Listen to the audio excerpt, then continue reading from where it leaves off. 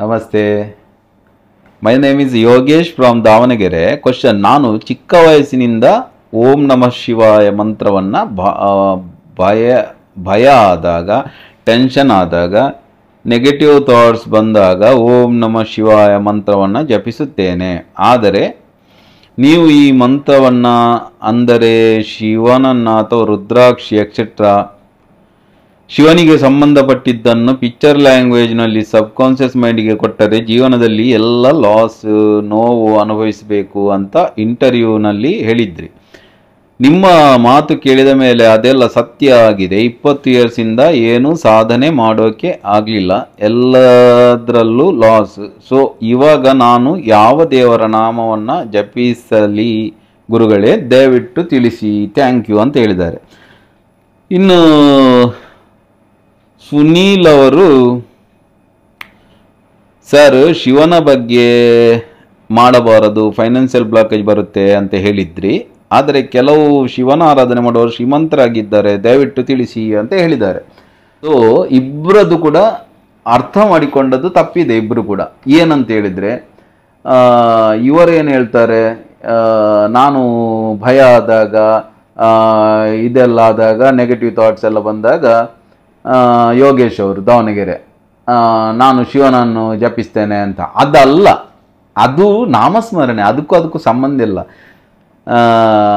So financial loss ಆಗಿದೆ, ಅದು ನೀವು ನಿಮ್ಮ ಮೈಂಡ್ ಸೆಟ್ ಹೇಗಿದೆ ಅದರ ಮೇಲೆ ಇದೆ. ನಿಮಗೆ ಆಧ್ಯಾತ್ಮಿಕದ ಬಗ್ಗೆ ಎಲ್ಲ ಆಸಕ್ತಿ ಇದ್ದರೆ, ಅಂತ ಶಿವನದ ಬಗ್ಗೆ ಎಲ್ಲ ತುಂಬ ಸೆಳೆತ ಇದ್ದರೆ ಎಲ್ಲ ಆ ರೀತಿ ಆಗ್ತದೆ. ಯಾಕೆಂತ ಹೇಳಿದರೆ ಮೈನಸ್ ವೈರಾಗ್ಯದ ಕಡೆ ಹೋಗ್ತದೆ. ಇವರು ಹೇಳಿದ್ದಾರೆ ನೀವು ಮಾಡಬಾರ್ದಂತೆ ಹೇಳಿದ್ರಿ, ಹಾಗಾದರೆ ತುಂಬ ಶಿವನ ಇದು ಮಾಡುವವರು ಕೂಡ ರಿಚ್ ಇಲ್ವಾ? ಇಬ್ಬರದು ಕೂಡ ನಾನು ಹೇಳಿದ್ದನ್ನು ಅರ್ಥ ಮಾಡಿಕೊಂಡು ತಪ್ಪು. ನಾನು ಅದು ಹೇಳಿ ತಪ್ಪಾಯಿತು. ತುಂಬ ಜನ ಕೆಲವರೆಲ್ಲ ಕಮೆಂಟ್ ಎಲ್ಲ ಮಾಡ್ತಾರೆ, ಬೈತಾ ಎಲ್ಲ ನನಗೆ, ನೀವು ಶಿವನನ್ನು, ನಾನು ಶಿವನ ಆರಾಧಕ ಅಂತ ಅಲ್ವಾ. ಬಟ್ ಅವರದ್ದು ಆ ರೀತಿ ತಿಳ್ಕೊಳ್ತಾರೆ. ಅಂತ ಹೇಳಿದರೆ ಮೊದಲೇ ಮೈಂಡಲ್ಲಿ ಇರ್ತದಲ್ವಾ, ಅದು ನಮ್ಮನ್ನು ವಿರೋಧ ಮಾಡಲಿಕ್ಕೆ ಅವರನ್ನು ಇದು ಮಾಡ್ತದೆ, ಪ್ರೇರೇಪಿಸ್ತದೆ. ಹೇಗೆ ಅಂತ ಹೇಳಿದರೆ, ಕೆಲವೊಬ್ಬರು ಯಾರ ಮೇಡಮು ಎಲ್ಲದಕ್ಕೂ ಕಮೆಂಟ್ ಆಗ್ತಾರೆ ಬಂದು, ಯಾವ ವಿಡಿಯೋದಲ್ಲಿ ಬಂದು ಯಾರಿಗೆ ಬಂದು ಕೂಡ ಕಮೆಂಟ್ ಮಾಡ್ತಾರೆ, ಅವನು ಶಿವನ ಬಗ್ಗೆ ಅವ ಹೇಳಿದ ಆ ರೀತಿಯಲ್ಲ. ಶಿವನ ಆರಾಧನೆ, ನಾನು ಕೂಡ ಶಿವನ ತುಂಬ ಆರಾಧಕ. ನಾನು ಶಿವನನ್ನು ಮತ್ತು ತಾಯಿಯನ್ನು ಮಾತ್ರ ಆರಾಧಿಸುವಂಥವ.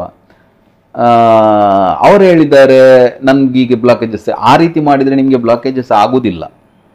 ಹೇಗೆ ನಾಮಸ್ಮರಣೆ ಮಾಡಿದರೆ, ಶಿವನ ಪೂಜೆ ಮಾಡಿದರೆ ಬರುವುದಿಲ್ಲ. ನಾನು ಹೇಳಿದ್ದು ಏನಂತ ಹೇಳಿದರೆ, ಸಾಧನೆ ಅಂತ ಮಾಡಿದರೆ ನೀವು ಶಿವನಿಗೆ ತುಂಬ ಆಕರ್ಷಿತರಾಗಿ ರುದ್ರಾಕ್ಷಿ ಎಲ್ಲ ಹಾಕ್ಕೊಂಡು ಈ ರೀತಿ ಎಲ್ಲ ಮಾಡಿದಾಗ ಫೈನಾನ್ಷಿಯಲ್ ಬ್ಲಾಕೇಜ್ ಬರ್ತದೆ. ಯಾಕೆ ಅಂತೇಳಿ, ಶಿವ ಮೋಕ್ಷಕಾರಕ ದೇವತೆ ಆದ ಕಾರಣ ಮೋಕ್ಷಕ್ಕೆ ಏನೆಲ್ಲ ಬೇಕೋ ಅದನ್ನೆಲ್ಲ ಮಾಡ್ತಾನೆ.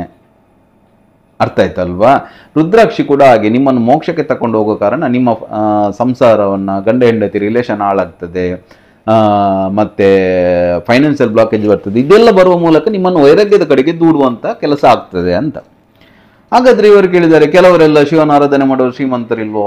ಕೆಲವರಂತಲ್ಲ, ತುಂಬ ಶ್ರೀಮಂತರಿದ್ದಾರೆ. ವೀರಶೈವ ಪರಂಪರೆಯಲ್ಲಿ ಶಿವನನ್ನೇ ಆರಾಧಿಸುವವರೆಲ್ಲ ದೊಡ್ಡ ದೊಡ್ಡ ಹುದ್ದೆಯಲ್ಲಿಲ್ವಾ?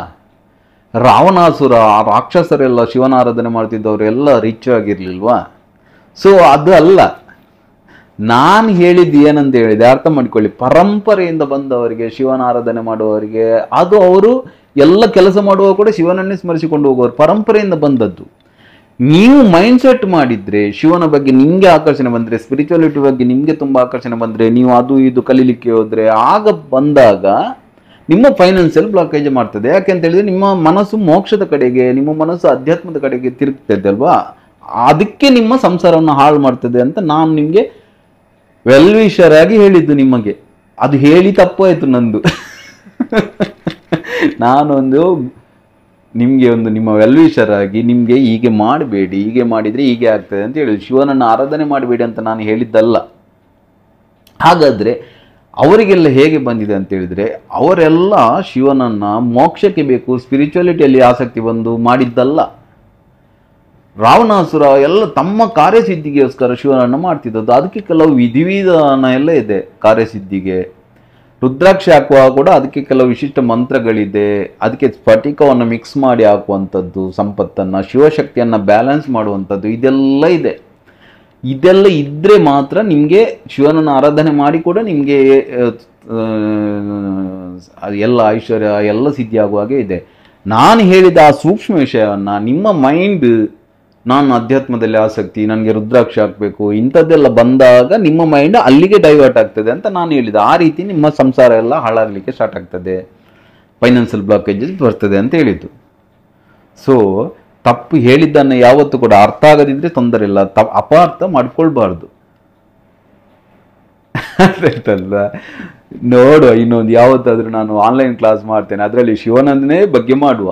ಇನ್ನು ನನ್ನನ್ನು ಶಿವನ ವಿರೋಧಿ ಅಂತ ತಿಳ್ಕೊಳ್ಬೇಡಿ. ನನ್ನ ಶಿವನ ಅಂತ ಹೇಳಿದ್ರೆ ಶಿವನೇ ನನಗೆ, ಮತ್ತೆ ಏನಿಲ್ಲ. ಶಿವಶಕ್ತಿ ಐಕ್ಯ ರೂಪಿಣಿ ಲಲಿತಾಂಬಿಕಾ. ಲಲಿತೆ ಮತ್ತು ಶಿವ ಬೇರೆ ಬೇರೆ ಅಲ್ಲ. ಸೊ ಅವನಿಗೆ ಕಾಮೇಶ್ವರ ರೂಪದಲ್ಲಿ, ಶಿವನನ್ನು ಬೇರೆ ರೂಪದಲ್ಲಿ ಎಲ್ಲ ಆರಾಧನೆ ಮಾಡಲಿಕ್ಕೆ ಆಗ್ತದೆ. ನೀವು ಶಿವನನ್ನು ಸ್ಮಶಾನ ರೂಪದಲ್ಲಿ ಆ ರೀತಿ ಸ್ಮಶಾನ ಭಸ್ಮವನ್ನು ಹಾಕ್ಕೊಂಡು, ರುದ್ರಾಕ್ಷ ಹಾಕ್ಕೊಂಡು, ಚೇಳುಗಳನ್ನೇ ಆಭರಣ ಮಾಡಿಕೊಂಡು, ಜಟಾಜೂಟ ಚರ್ಮಾಂಬರಧಾರಿಯಾಗಿ ನೀವು ಆ ಅಧ್ಯಾತ್ಮದ ಲೆವೆಲಲ್ಲಿ ತುಂಬ ಇಷ್ಟಪಟ್ಟರೆ ಸಬ್ಕಾನ್ಷಿಯಸ್ಲಿ ನೀವು ಅದನ್ನು ಇಷ್ಟಪಡ್ತೀರಿ, ವೈರಾಗ್ಯವನ್ನು. ಆಗ ಸಬ್ಕಾನ್ಷಿಯಸ್ ಮೈಂಡಿಗೆ ಸತ್ಯ ಸುಳ್ಳಿನ ಬಗ್ಗೆ ಗೊತ್ತಿಲ್ಲದ ಕಾರಣ ಅದು ನಿಮ್ಮನ್ನು ಈ ರೀತಿಯೆಲ್ಲ ನಿಮ್ಮ ಸಂಸಾರದಿಂದ ವಿಮುಖ ಆಗುವ ಹಾಗೆ, ಫೈನಾನ್ಷಿಯಲ್ ಬ್ಲಾಕೇಜಸ್ ಆಗಿ ತುಂಬ ಸಫರ್ ಆಗುವ ಹಾಗೆ. ಅದಕ್ಕೆ ಹೇಳಿದ್ದು, ಶಿವ ತನ್ನ ಭಕ್ತರ ತಿರಿವಂತೆ ಮಾಡುವ, ಅರೆದು ನೋಡುವ ಚಂದನದಂತೆ. ಅದಾಯ್ತಲ್ವಾ?